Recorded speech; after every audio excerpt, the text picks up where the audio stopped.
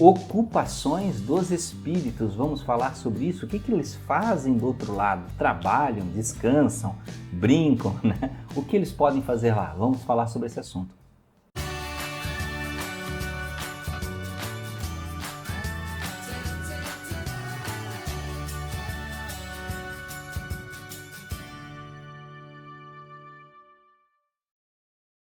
Olá amigos, sejam bem-vindos a mais um vídeo do canal Aprendendo sobre Mediunidade. Para quem não me conhece, meu nome é Anderson Gomes e vamos falar sobre ocupações dos espíritos. Lembrando que existe um capítulo específico lá no Livro dos Espíritos sobre isso, né? Que começa lá na questão 558. Vejam que muitas pessoas pensam, né, tem ideias de mistificações do que acontece do outro lado, ideias mitológicas, né? Você morre e vai morar num lugar que é cheio de nuvens, que é só no espaço, ou que é escuro, ou que é tudo azul.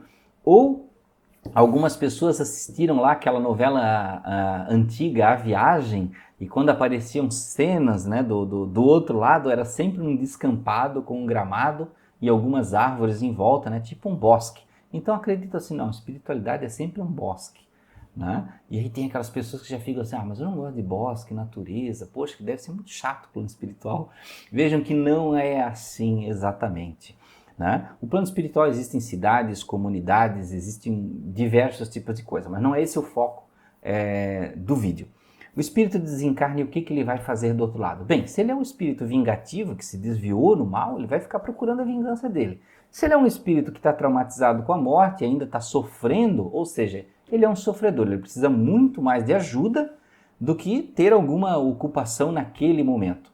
Tá? Mas sim, existem espíritos que têm ocupações e todos nós estamos destinados a ter ocupações no plano astral, nessa outra dimensão, quando nós desencarnarmos. E vejam que essa outra dimensão é a casa principal do espírito e não aqui. A gente acha que aqui é o principal, a vida principal, e aí eu vou lá para o outro lado e lá a gente fica provisoriamente. Não, lá é a vida principal, onde tudo acontece, aqui é um espelho. Né?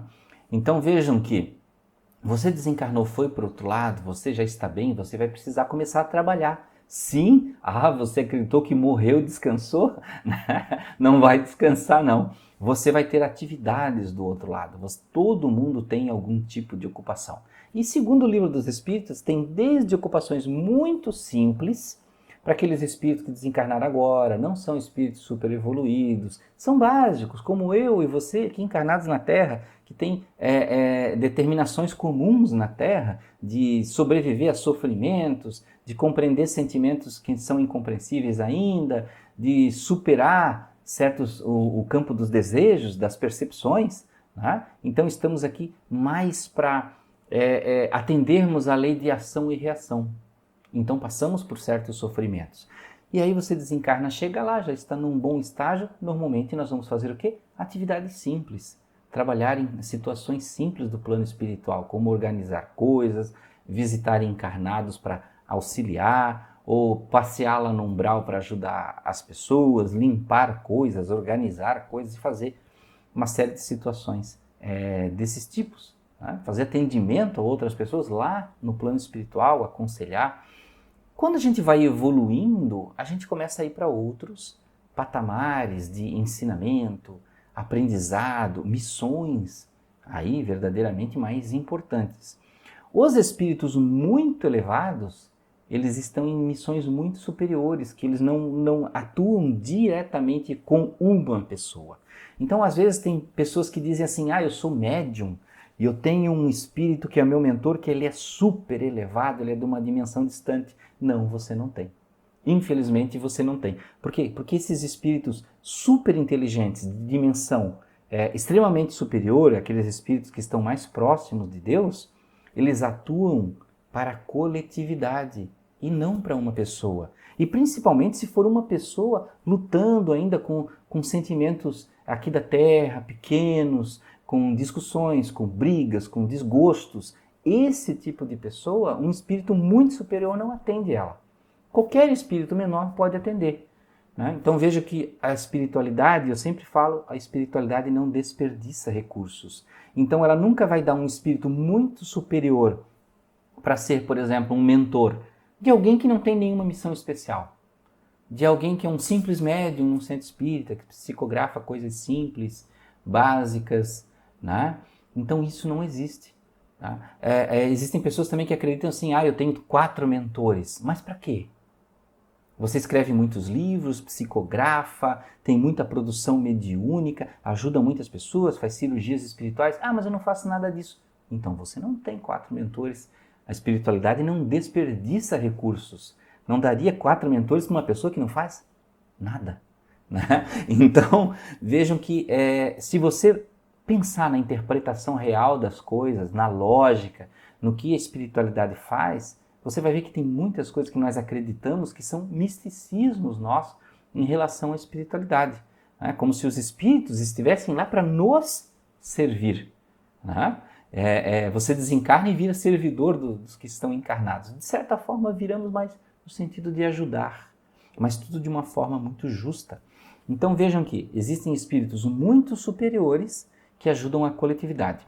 No livro dos Espíritos, se eu não me engano, também na Gênese, fala de espíritos que ajudam a natureza, espíritos que trabalham com o tempo, com mudanças climáticas, com as tempestades, aí são espíritos ligados à natureza, e eles falam que são verdadeiramente classes de espíritos, que são especializados naquela área. Por exemplo, quando tem uma massa de energia negativa dos encarnados, sim, dos encarnados lá viventes na Terra, e essa massa está prejudicando a atividade espiritual, prejudicando outras pessoas encarnadas e desencarnadas, eles promovem tempestades com chuvas para a limpeza energética daquele ambiente. Existem espíritos que são elementais, que cuidam da natureza, digamos assim, do crescimento das plantas, do nascimento dos animais, do equilíbrio ecológico, que auxiliam no equilíbrio ecológico, apesar dos seres humanos encarnados auxiliarem no desequilíbrio ecológico.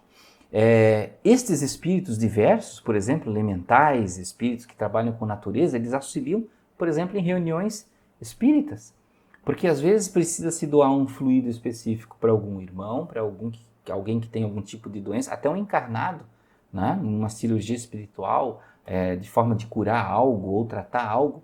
E estes espíritos têm a capacidade da manipulação da matéria, de energias básicas da natureza, de forma a trazer o que é necessário. Aí você diz assim, mas Anderson, não poderia ir lá um espírito superior? Lembra que eu falei?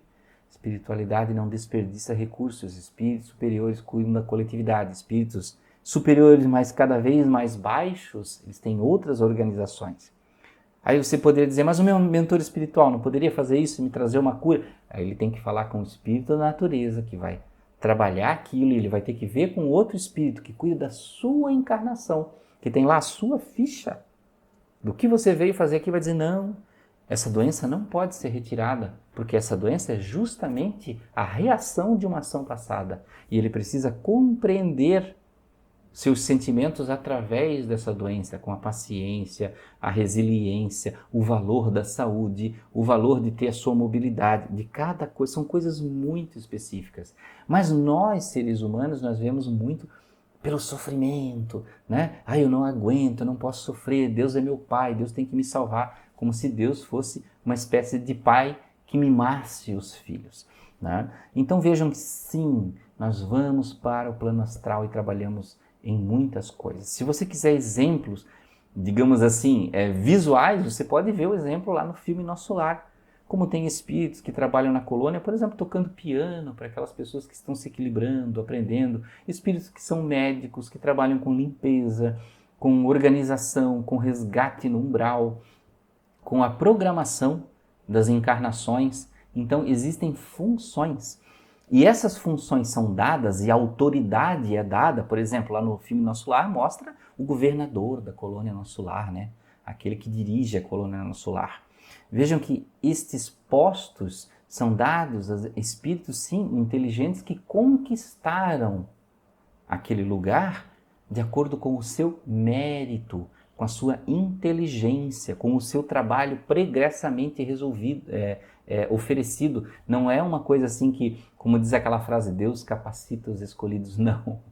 Os escolhidos, eles vão se capacitando. Aí quando Deus olha, realmente esse aqui é dedicado, este agora pode ocupar tal tipo de posto, porque ele já tem todo um trabalho pregresso.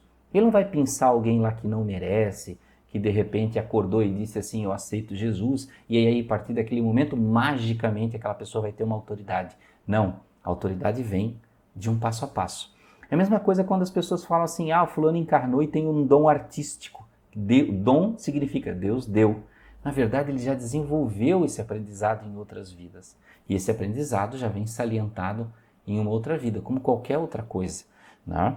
Então não é algo assim que nasce magicamente. Se nós acreditássemos nisso, que pessoas nascem com dons especiais que simplesmente Deus dá, teríamos que aceitar que Deus é injusto, que Deus dá dons para um e para outros, dá deficiências. E não é bem assim que acontece. Então, meus amigos, espero que tenham gostado desse vídeo falando sobre funções dos espíritos, né? O que eles fazem no plano espiritual. Né? E é um vídeo bem rápido para dar umas pinceladas, mas assistam filmes como Nosso Lar e outros e vocês vão compreender um pouco mais. Um grande abraço, muita paz, muita luz. Até a próxima.